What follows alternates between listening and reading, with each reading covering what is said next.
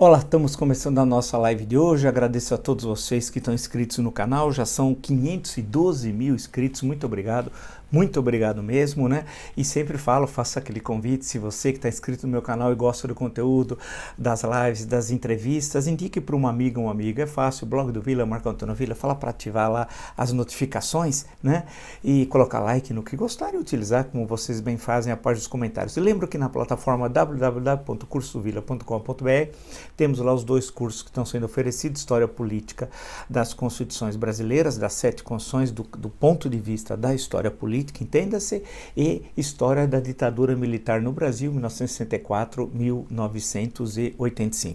Lembro também que no nosso canal, hoje postamos a brilhante entrevista do professor Dr. Afonso Celso Pastore, uma análise bastante interessante sobre questões econômicas complexas, é uma aula, portanto. Então, se você não entendeu alguma questão, volta, assista outra vez o vídeo, que é uma análise muito boa, né? Uma reflexão. E o nosso intuito, né, no canal é isso, é ter uma visão plural, porque democracia é pluralidade, discurso único é ditadura.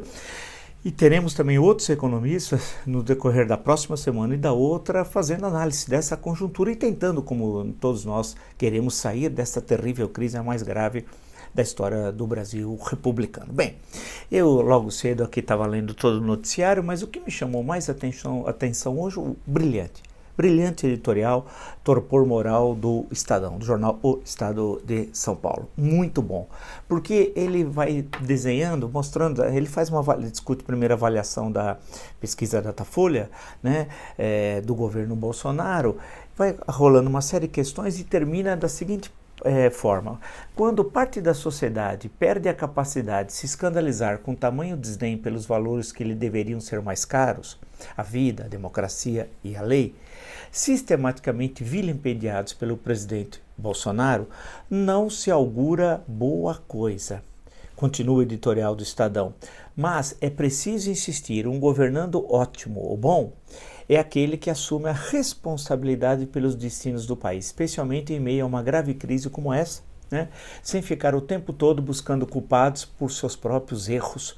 É aquele que dá um norte claro para a sua administração e procura agregar as melhores experiências, em vez de dividir a sociedade em nós e eles. É aquele que sabe que a solução para os problemas não é fruto de iluminação messiânica, mas sim de árdua negociação política, democrática e institucionalizada. E por fim, mas certamente o mais importante, é aquele que consegue se colocar no lugar de seus governados. Eu acho que o editorial é muito feliz, coloca questões muito interessantes, muitas delas nós sempre nos nossos encontros temos insistido, né? Que o nosso papel não é maldizer a escuridão, como falavam alguns antigos políticos, mas acender uma vela. Isso é bem original, bem novo, mas é tentar entender historicamente, né, como é possível o Brasil ter um presidente como Jair Bolsonaro, e segundo, como é possível ter um presidente como Jair Bolsonaro, que na avaliação do Datafolha, nós comentamos ontem, voltaremos a algumas questões brevemente hoje, tenha 47% que acham que ele não tem culpa nenhuma na pandemia, que é manchete, inclusive, hoje do jornal Folha de São Paulo, além da questão da avaliação do ótimo e bom ter melhorado, mas lembrando que desde 1990, com o processo da redemocratização e das eleições diretas em 89, ele só tem um índice superior ao do presidente Fernando Collor depois de um ano e pouco mais de um ano e meio de governo, e tem portanto uma avaliação inferior a todos os outros presidentes, Itamar, Fernando Henrique, Lula e Dilma. Necessário ressaltar. Portanto, antes de soltar os rojões, vamos entender. A questão que fica, que eu fico pensando, nós estamos vivendo uma situação, eu queria brevemente falar sobre isso, nós temos discutido bastante, uma economia destruída, né, numa situação dramática, com a taxa de desemprego disparando, por isso que eu falei que essa avaliação não se sustenta, porque a questão do auxílio emergencial vai cair, ou esse valor não vai permanecer, né, e também vai disparar a taxa de desemprego, que já é altíssima, vai aumentar ainda mais no terceiro semestre, ainda mais no quarto trimestre. Teremos o pior Natal da história do Brasil republicano. Né? A questão do auxílio emergencial, que era de R$200 que o governo propôs e foi à Câmara, que multiplicou por 3, a Câmara não conseguiu capitalizar. E veja que na entrevista com o Rodrigo Maia, assistam, que está no nosso canal, eu já tinha colocado essa questão para ele. Eu falei, foi a Câmara que melhorou em muito a proposta do governo, porém quem capitalizou foi o Bolsonaro. Eu coloquei essa questão para ele. E a pesquisa reforça isso, porque ele queria 1/3, não queria os 600, queria R$200. Mas isso tem um limite, que são os limites orçamentários, tendo em vista a terrível situação das contas públicas, que é de conhecimento de todos nós, né? Então, e além disso, as questões da economia real, que o governo não tem plano, a crise econômica se agrava a cada dia e a taxa de desemprego também dispara. Teremos problemas internacionais difíceis, porque hoje o Brasil é um estado pária da comunidade internacional, quantas vezes eu disse isso aqui nos nossos encontros, né?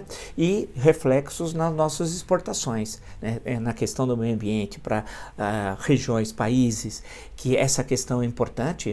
Claro que o meio ambiente é importante mesmo, mas eu estou falando só no sentido econômico, como no caso da Europa, né? Vai ter resistência em relação às exportações brasileiras. A questão do coronavírus, vamos ver essa questão do frango, a questão que ocorreu com a China, com Filipinas também, né? Que isso pode ser um sinal bastante negativo para nossas exportações, porque pode envolver carne de boi, pode envolver os grãos, e aí, como é que nós vamos ficar nessa história toda? Mas tudo isso, das questões econômicas, do Paulo Guedes não ter capacidade, tudo aquilo está sendo corroborado. Está aí, é a situação que está presente. Porém, a população ainda não entendeu. Apesar de termos mais de 106 mil mortos e continuamos com a média macabra acima de 1.000 mortos por dia, né? Com essa média macabra, hoje é dia 15 de agosto, dia que morreu Euclides da Cunha, em 1909, a tragédia da Piedade. Bem, aqui no dia 15, teremos com essa média, mais 16 dias até o final do mês, teremos em torno de 16 mil a 18 mil mortos até o final desse mês,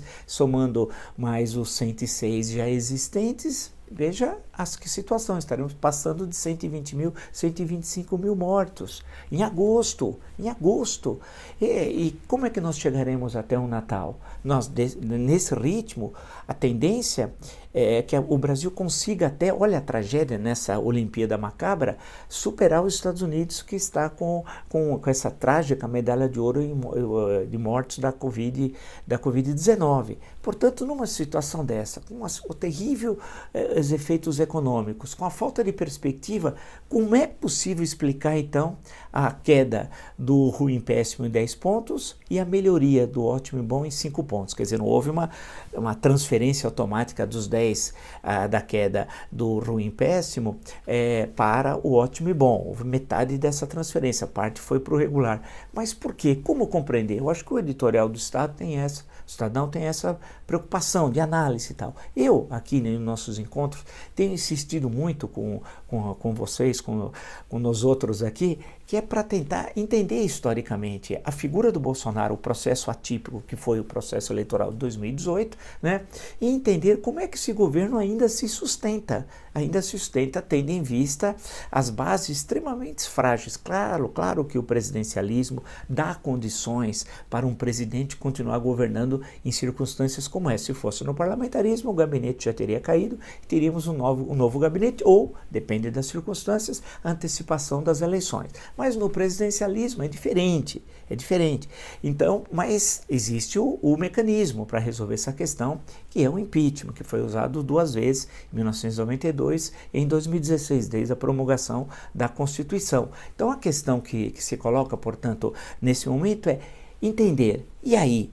Como é que entender a questão da consciência política do povo brasileiro, da cultura política? Eu acho que por aí acho que é possível a gente começar a buscar formas para compreender esse desalento, esse desânimo que existe hoje no Brasil, esse desinteresse da noção de pertencimento, né? E o que vai acontecer conosco ainda esse ano, quanto mais pensar na próxima década, que se inicia agora a partir de 1º de janeiro. Então, vamos lá, vamos pegar esse veio interpretativo. A minha preocupação, então, é entender historicamente, quer dizer, em que momento foi que nós perdemos o pé, né? Nós temos um baixo nível de consciência política no Brasil, isso não é de hoje, né? A cultura política parece que é uma cultura política estagnada, né? O que aconteceu? Eu acho que uma das razões para nós entendermos as questões de 2020, pegando o veio do editorial do Estadão, é a questão, o sistema político existente que foi construído no processo de transição da ditadura para a democracia é a razão fundamental do que nós estamos vivendo hoje, dos problemas que nós estamos vivendo hoje. Está lá. É ali, me parece, o fator principal explicativo. Não é o único, não é, né? Mas ali está o fator principal.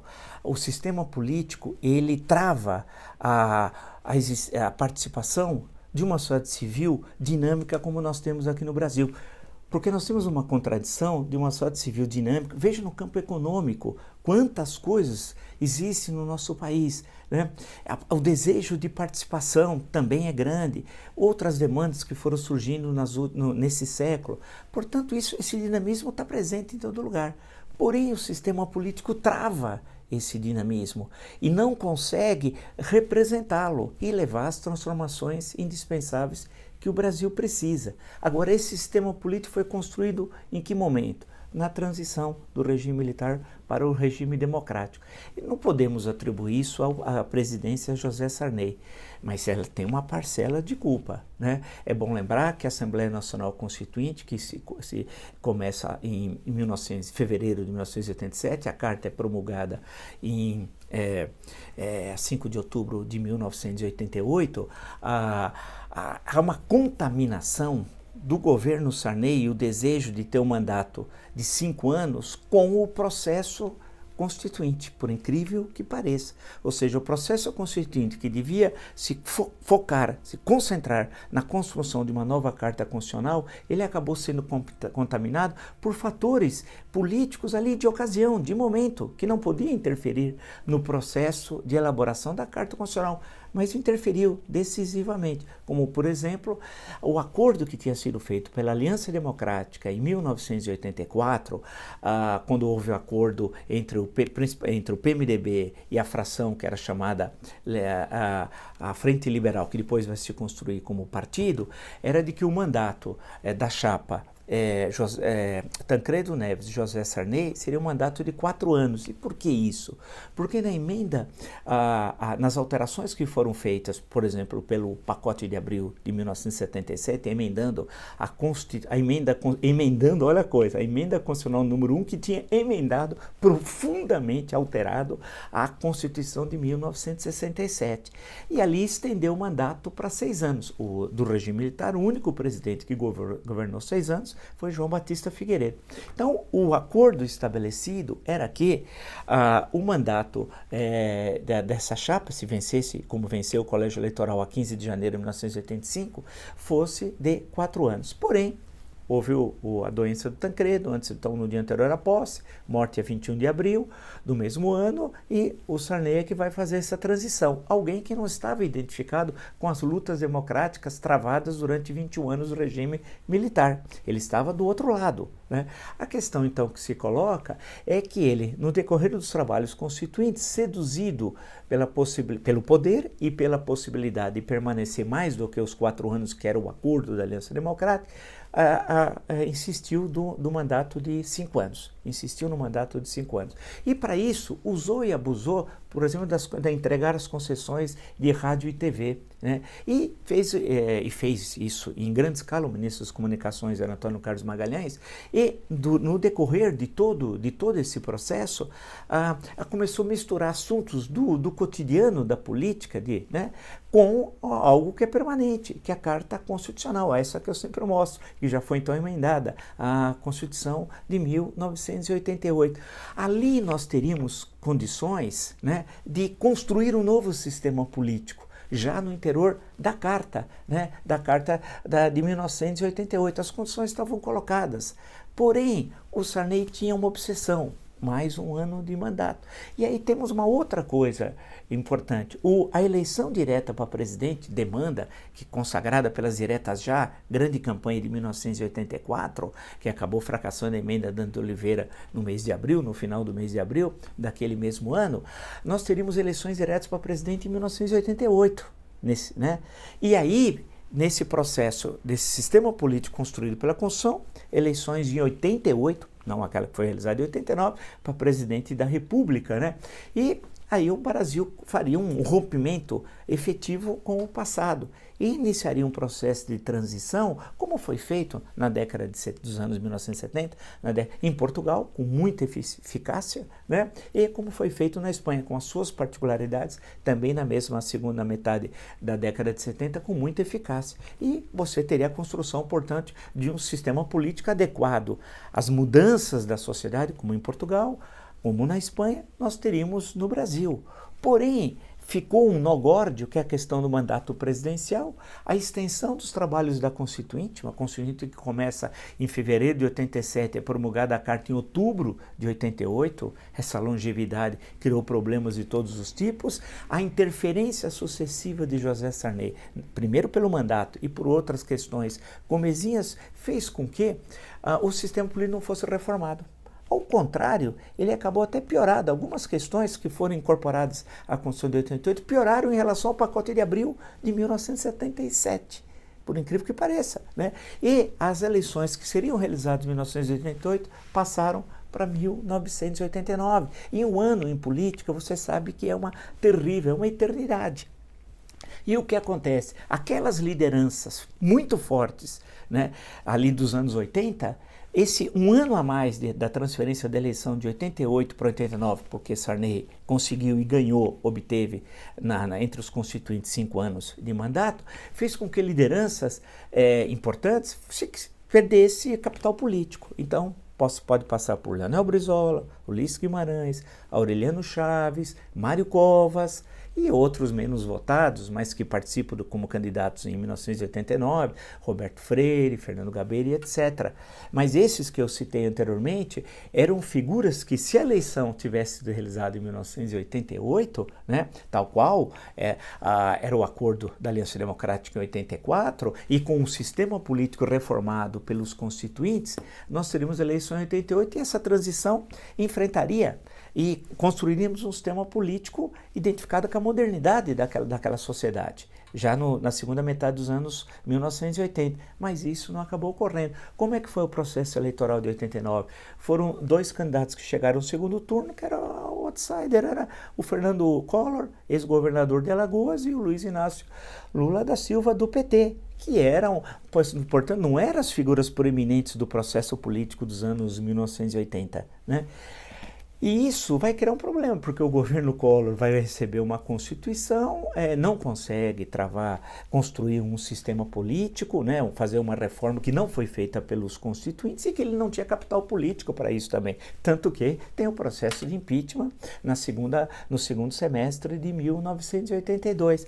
A possibilidade de mudar, de alterar esse sistema político foi no governo Fernando Henrique. 8 anos, inclusive, porque ele alterou em 1997 a Constituição, estendendo seu mandato para 8 anos. Ele teve todas as condições para reformar o sistema político, não só pelo amplo apoio parlamentar, que levou inclusive à mudança da Constituição e garantindo a vitória da emenda da reeleição, como que o Plano Real deu condições também políticas a ele para enfrentar essa questão do sistema político, algo que não era possível também ser feito no campo econômico por Fernando Collor, tendo em vista que a inflação anual era de 4 dígitos. Então vamos pegar esse fio e amarrar essa leitura. Ele tinha, portanto, o Fernando Henrique, condições de fazer a reforma política. Estavam colocadas. Não era alguém identificado com a esquerda, né? Era um governo de centro-direita. O Plano Real estava dando resultado, portanto, que era um problema terrível dos anos 1980, lembrado? Os planos de estabilização fracassados, o Plano Cruzado 1, Cruzado 2, Plano Bresser, Plano Verão, e no início, em 1990, em março, o Plano Collor 1, e em janeiro de 1991, fracassado o Plano Collor 2. Não era o caso, e o Plano Real foi do governo Itamar, registros, não era o caso do governo Fernando Henrique. Então, no campo econômico, o Plano Real, o que dava condições, portanto, ao governo de realizar essa reforma do sistema político, já que não foi feito pelos constituintes. No campo político, ele tinha uma maioria confortável também no parlamento, né? Uma maioria bastante confortável, que possibilitou, insisto, até a reforma da Constituição para entrar numa questão polêmica, que era a questão da reeleição. Mas não o fez. Isso nós estamos pagando a conta agora, porque o governo Lula aproveitou também para surfar na onda da disparada das commodities na primeira década desse século, né? Estava preocupado em se perpetuar no poder. Lembra que o projeto seria de 20 anos no poder. Então, essa situação atual que nós estamos passando agora aqui, ela tem uma raiz histórica, né? Ela tem uma raiz histórica, porque nós temos um sistema político impermeável, ou seja, veja quem está hoje com Jair Bolsonaro, né? São lideranças carcomidas, para usar uma expressão da Primeira República, são carcomidos, né? Que não representam a modernidade da sociedade civil brasileira, o que é muito mais dinâmica, né? Basta ver as questões do campo da economia, da cultura, tanta coisa que ela tem, mas que há uma barreira. Esse sistema político é petrificado, e poderia ter ocorrido alteração lá atrás. Isso faz com que o país assista, assim, eu não sei se também há um desalento, há um desânimo, coisas que em outros tempos teria uma rebelião. Olha, a caterva presidencial, não é fácil. Há problemas com a primeira mulher do presidente, que comprou um apartamento em valores atualizados de R$621 mil em dinheiro vivo, quer dizer, é para esconder, dinheiro sujo. A segunda mulher, ele comprou em uma década 14 imóveis, parte deles pago com dinheiro vivo. Com a terceira mulher, todos os cheques depositados, e atualmente só se sabe de Queiroz e de Márcia, que depositaram na conta dela. Lembrar que o assassino, o homicida, um criminoso chamado Capitão Adriano, expulso da PM do Rio de Janeiro, depositou na conta de Queiroz, durante vários anos, R$400 mil. E o Queiroz, o que era depositado, ele distribuía para quem? A gente imagina onde esse dinheiro do assassino Queiroz, do assassino Adriano, que passou pelo Queiroz, onde esse dinheiro terminou, né? Aí você tem os filhos dele, dessa estirpe sinistra, envolvida com casos também de rachadinha. Carlos Bolsonaro, né? Flávio Bolsonaro, né? E também, quando ele era deputado federal, Jair Bolsonaro. O outro filho está envolvido com as fake news e todo o gabinete do ódio, né? Da fabricação de notícias falsas e a defesa de soluções ditatoriais para a política brasileira. Então, só aí essa família, e com quem ele se relaciona, eu chamei numa das lives, vocês observem, de universo miliciano. Então, ele conviveu durante mais de 3 décadas, Jair Bolsonaro, nesse universo, e que estabelece laços de sociabilidade milicianos, que não é estilo máfia, é outra coisa, porque o poder miliciano, insisto, ele domina territórios, tem um poder territorial, tem o poder econômico naquele território e tem o poder eleitoral. Assistam a live em que eu explico um pouco melhor essa questão, né? E essa relação entre o poder territorial, o poder econômico e o poder eleitoral tem laços de sociabilidade entre as lideranças que subvertem a estrutura constitucional. E o Bolsonaro fez parte dessa subversão da estrutura constitucional. E esses laços, basta ver, por exemplo, a relação íntima que ele tinha com Queiroz, né? E durante décadas, e de Queiroz tinha com Adriano, que serviram no mesmo batalhão policial lá no Rio de Janeiro. Então você observa que essa estrutura, essa relação, esse pessoal, essa caterva, isso nunca teria em outro momento da história do Brasil. E por que ela está presente? E essa relação meio de desalento, desânimo, uma relação de angústia também de alguns, mas como é que isso vai mudar? Não é possível continuar, né? Nós vamos chegar a quantos? A 200 mil mortos no Brasil e nada acontece, e esse cidadão, esse mandrião continua fazendo o que faz, ninguém faz nada, no sentido evidentemente constitucional, democrático, republicano, mas é por quê? Porque o sistema político impede. Então essa angústia da população, ela não consegue ter reflexo no sistema político, que é petrificado, né? E é um sistema político construído no processo da Assembleia Constituinte em 1987, 1988, nas particularidades que existiram, insisto, no governo Sarney, que poderia ter recebido alguma modificação sensível nos 8 anos de governo Fernando Henrique, assim não fez. E, insisto, ele teria condições para tal. Então, nós estamos numa situação que é terrível, né? É um governo que se sustenta agora, com auxílio emergencial, por sinal, segundo notícias mesmo hoje e dessa semana, 700 bilhões de reais foi gasto nesse auxílio emergencial. 700 bilhões, perdão, de reais. 700 bilhões de reais. O que seria a economia da reforma da Previdência em 10 anos. Ou seja, em 5 meses se gastou aquilo que se economizaria, era a justificativa da reforma da Previdência, em 10 anos. Então, alguém pode perguntar, será que era necessária a reforma da Previdência? Não tinha dinheiro? Como é que tem dinheiro em 5 meses para o auxílio emergencial e não tinha esses recursos em 10 anos para a reforma da Previdência? É uma pergunta. E o nosso canal aqui, o papel é sempre questionar, analisar, refletir, né, de forma aberta sobre as questões do Brasil, para onde nós vamos, vai ser o nosso caminho, né? Aí, então, eu acho que, pegando o editorial do Estadão, do Torpor Moral, insisto, leiam, que é muito bom, nós até retuitamos, né? Que é para refletir. Eu acho, então, que para explicar essa situação presente, nós temos essa questão histórica. Agora, não é uma espécie de determinismo, em última instância, e congelamento também. Nós temos de mudar. Né? E temos de mudar. Uma delas apesar do sistema político criar muitas dificuldades à participação da sociedade civil, mas temos os episódios 2015 e 2016 que com muita pressão acabou havendo mudança. Infelizmente não foi aquela desejada pelas ruas, né? Porque o que veio depois não foi um governo de notáveis, foi um governo de G10, né? Infelizmente. Esperava-se um outro caminho. Eu mesmo esperava um outro caminho. Então a questão que se coloca agora é a sociedade civil, apesar dessa estrutura que impede a participação, pressionar via redes sociais, via as mobilizações. A pandemia, evidentemente, é um enorme complicador, mas lá na frente é necessário encontrar uma solução, porque isso não pode ficar se repetindo, né? E agora se repete em espaço mais curto no tempo, né? 2015, 2016, 2020. 2015, 2016, o pior biênio até então da história do Brasil republicano, agora 2020, a pior ano da história do Brasil republicano, e em crises políticas, Dilma, Bolsonaro. E é necessário, portanto, que isso não fique se repetindo em 2023, 2027, e aí é necessário enfrentar o nó górdio. Qual é o nó górdio?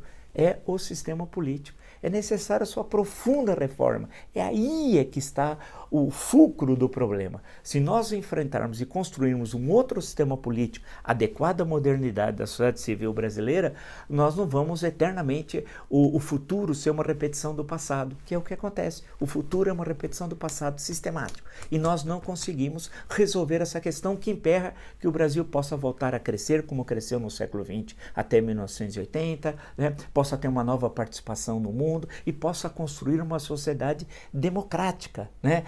Que consiga conviver com a pluralidade, com o mundo do século XXI, que não é mais o mundo do século XX. Se você gostou dessa live, de tantas outras no meu canal, e está inscrito, indica um amigo, uma amiga, é fácil, blog do Vila, Marco Antônio Vila.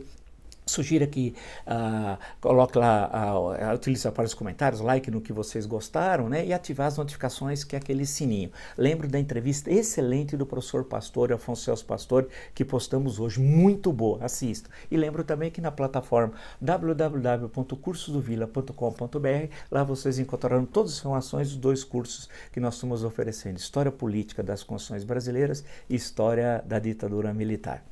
Até!